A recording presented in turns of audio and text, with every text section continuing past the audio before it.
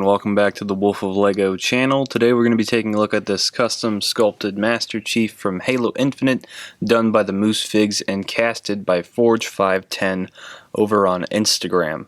So Dylan of TheMooseFigs decided to get this figure casted after he was finished sculpting it, and he offered it to a variety of different customizers. I did buy a cast off of him because I am a very big Halo fan, and this has to be one of the best looking custom Master Chiefs out there in the community right now, despite some of the proportional issues. Don't worry, we'll get into that. So without further ado, let's take a look at this big boy. So like I said at the start of this video, I did not sculpt this figure. This figure was sculpted by TheMooseFigs, and this is just a cast of that sculpt.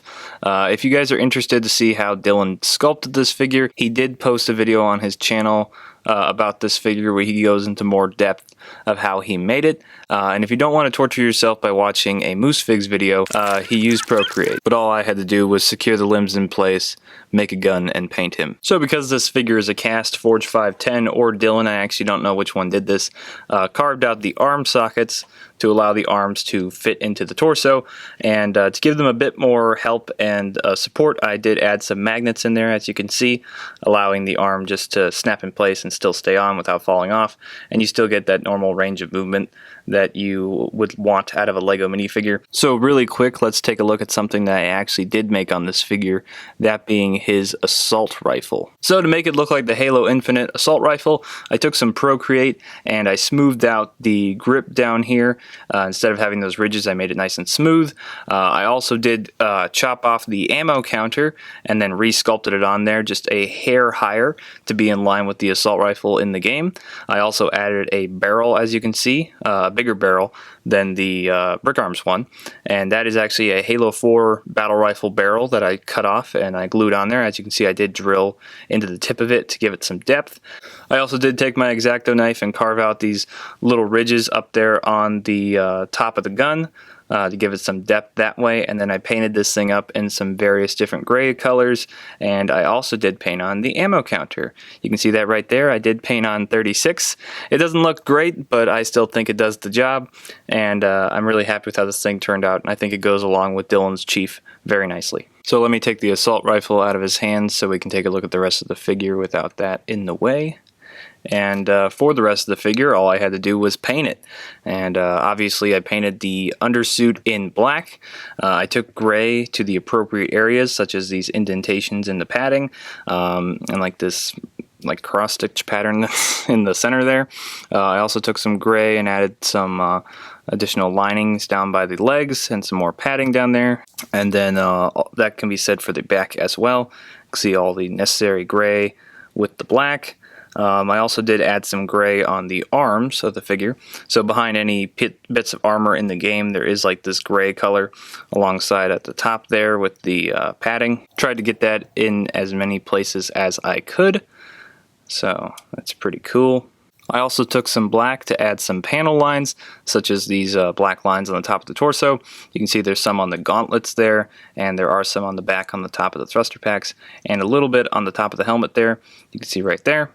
And then also on the front of the helmet, the little plate right here, I painted that, traced it in black, added the little bolts on all four sides, and I'm pretty happy with how that turned out. I painted the 117 up there in the corner using some Model Masters flat white. I also used the same paint on the floodlights on the side of the helmet. I painted the appropriate areas with gunmetal or steel coloring, such as in between the pec armor there, where the torso kind of clamps together. The top of the thruster pack up there, you can see some silver that I put on. On the back, you have like this little port here, and then his AI data chip at the back there, back of the helmet. Painted that in silver. And then I also painted the visor in a bronze color. So the paint I ended up using for the green on this figure is Model Masters Green Zinc Chromat, which is very close to the color they're going for in the game. Honestly, this probably could be a shade lighter because they're going for a really light green for Halo Infinite, kind of a callback to CE. But yeah, I bought this paint initially when I was making my Baby Yoda, looking for an appropriate shade of green. Green? Love of smell? They must do. So I did also decide to hit this figure with a gloss black wash to bring out some of the detail. I did some dry brushing with some silver to make the suit look more worn and realistic.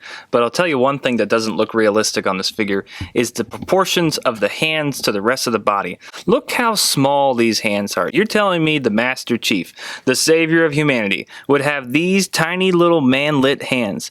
This is just an example of the TheMooseFigs being an incompetent rat bastard, and it ruins the whole figure. So that is the TheMooseFigs Master Chief from Halo Infinite. Big thanks to Dylan for allowing me to purchase one of these sculpts off of him. It's a really cool sculpt, really happy to have this. It was really fun to paint, and it's really cool having this part of my collection. I would like to make my own sculpt of this armor at some point and different versions of Master Chief. I'd like to do some more Halo figures, full customs of mine at some point. I have no idea when I'll do that. I take so long to make stuff as it is. But yeah, I'm really excited about Halo Infinite, even though they got delayed and pushed back. But I'm hoping that gives them the time to work on the game. It already looks really nice. I love that they're going back for the more classic art style, especially with Master Chief's armor. Like, I'm a big fan of the Halo 4 design, but I'm also all in favor for the classic Halo 2 and 3 look. I really like that version of the armor. Pretty big fan of the design changes. The game looks good. It looks fun. It looks like they're actually trying to make a story with some likable characters. So that'll be nice. And sure, the graphics don't look amazing, but it was a pre-alpha, so hopefully it'll look a little better. But the gameplay looks really fun, and the music sounds amazing. Now, the music is not done by Daniil Davich or Kazuma Januzzi, who did the soundtrack for Halo 4 and 5, which, to be honest, I enjoy the music from those games, especially Halo 4, but I'd be lying if I said they sounded like Marty O'Donnell's music from the original games. For Halo Infinite, on the other hand, 343 has one of the gods of video game soundtracks, Gareth Cooker, doing the music. If you don't know who Gareth Cooker is, shame on you. He composed the music for one of my favorite games of all time, Ori and the Blind Forest, which, if you haven't played, I highly recommend it, and its sequel, Ori and the Will of the Wisp, also one of my favorite games. I've always considered the music from Ori to be on the same level as from the Halo games. Now, from first glance, you may be thinking, but Wolf of Lego, how does this little spirit nymph, Stitch-looking thing could possibly have as good as music as a Halo game? Well... Buck up, boy! You're one very lucky Marine!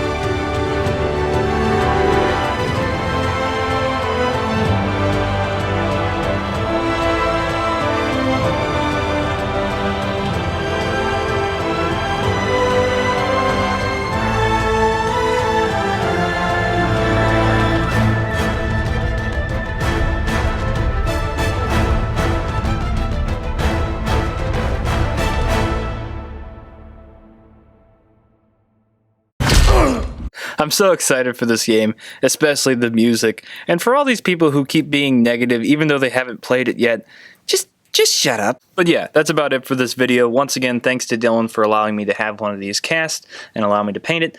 I'll leave a link to his channel in the description down below. Also, definitely go check out Forge510 over on Instagram. He's got some really cool sculpts that he does, really high quality. Really seems like a cool guy. I'll leave a link to his account in the description down below as well. If you guys want to keep up with me, definitely go check out my social medias. They'll be linked in the description down below. I do have Flickr, Twitter, and Instagram all down there. And yeah, I'm working on some Clone Wars figures. Hopefully we'll have those done in a timely manner. I know it's been a while, but we're not we're not going to get into that. Videos will come when they come. Figures will be done when they're done.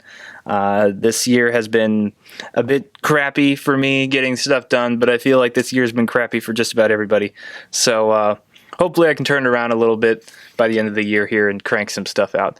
So hopefully you guys will be still around to see that. But stay safe. You guys have a good day. I'll catch you guys later.